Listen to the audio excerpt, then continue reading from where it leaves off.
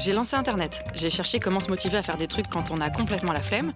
J'ai lu « Conseils pour retrouver la motivation, accepter de ne pas être toujours à 110%. » Je me suis demandé qui était toujours à 110%. J'ai vu... La plupart du temps, les gens veulent être à 110% mais ne savent pas pourquoi.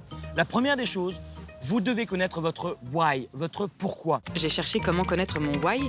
Je suis tombée sur un site qui disait « Plus notre why est grand et en concordance avec nos valeurs les plus profondes, plus nous serons motivés. » Et qui pouvait m'aider moyennement un nouveau mode de paiement en 12 versements. J'ai laissé tomber, mais j'ai vu que le site proposait aussi « Pour toucher quelqu'un droit au cœur, offre-lui une chanson personnalisée. » J'ai été m'écouter des chansons personnalisées. C'est la retraite, Bruno. À toi de chanter, de faire la fête. Ça m'a bizarrement donné envie d'être à la retraite. J'ai cherché « Que fait-on quand on est à la retraite ?»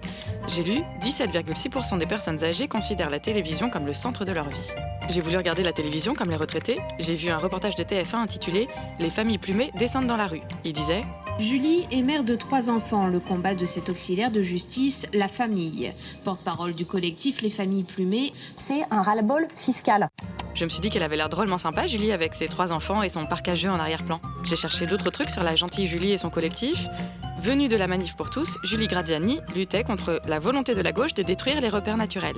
Et qu'elle avait rédigé une supplique au pape, c'est-à-dire contre les atteintes majeures aux droits fondamentaux de la personne humaine, telles que la loi Taubira. Et qu'elle considérait le mouvement antisexiste de la journée de la jupe comme une initiative des lobbies LGBT transgenres qui ne peuvent pas résister à l'envie de déguiser nos garçons en filles. Je me suis demandé où c'était précisé dans le reportage de TF1. Julie est mère de 3 enfants. Le combat de cet auxiliaire de justice, la famille. Mais c'était pas précisé. J'ai cherché la définition du journalisme. Je l'aurais envoyé pour info.